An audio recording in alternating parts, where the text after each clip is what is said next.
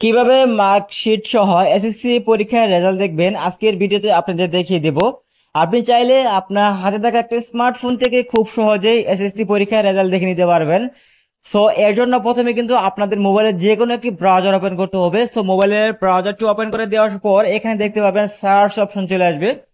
আপনি জাস্ট এখানে সার্চ করে দেবেন web best result dot com.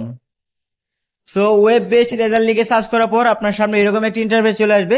So এখান থেকে দেখেন আপনার সামনে একটি ওয়েবসাইট চলে আসছে, আপনি জাস্ট এই ওয়েবসাইটে প্রথমে ক্লিক করে দিবেন। সো ওয়েবসাইটে ক্লিক করার পর আপনার সামনে এরকম একটি পেজ শো করবে। সো এখানে যদি আপনার এটা ড্যাশবোর্ড অন থাকে তাহলে অফ করে দিবেন। সো ড্যাশবোর্ড অফ করার পর আপনার সামনে এরকম একটি পেজ চলে আসবে। সো এখানে দেখেন নেম অফ এক্সামিনেশন, আপনি কোন পরীক্ষার রেজাল্টটি দেখতে যাচ্ছেন। আমরা যেহেতু এসএসসি পরীক্ষার রেজাল্ট দেখবো তার জন্য এসএসসি দাখিল এবং এটা কিন্তু সিলেক্ট করে দিব। সো তারপর এখান থেকে ইয়ার অফ এক্সামিনেশন, আপনি কত সালে রেজাল্টটি দেখবেন সেই সালটি এখানে সিলেক্ট করে দিবেন।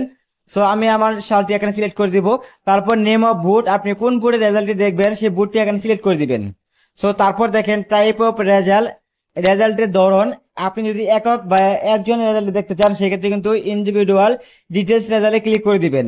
সো তারপর এখান থেকে দেখেন রোল নাম্বার অফ এক্সামিনি, আপনার পরীক্ষার যে রোল নাম্বারটি আছে আপনি সেই রোল নাম্বারটি এখানে উঠিয়ে দিবেন। সো তারপরে এখানে দেখেন রেজিস্ট্রেশন নাম্বার আছে, আপনি জাস্ট এখান থেকে আপনার রেজিস্ট্রেশন কার্ডের নাম্বার দেখে দেখে এখানে জাস্ট উঠিয়ে দিবেন।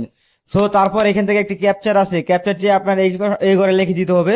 সো এখান থেকে দেখেন ক্যাপচারটি আমি লিখে দিব। সো সকল কিছু ফিল আপ করার পর এখান থেকে দেখেন ভিউ রেজাল্ট নামে একটি অপশন চলে আসছে।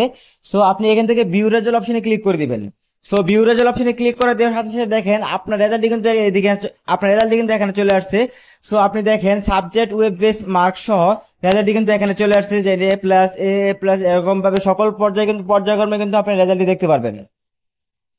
সো এখানে দেখেন আপনার রেজাল্টটি কিন্তু শো করতেছে। এভাবে খুব সহজে আপনার হাতে থাকা একটা স্মার্টফোন থেকেই অবশ্যই কিন্তু আপনি রেজাল্টটি দেখতে পারবেন। তো এই ছিল ভিডিওটি ভালো লাগলে অবশ্যই ভিডিওটি শেয়ার করে দিবেন। ধন্যবাদ।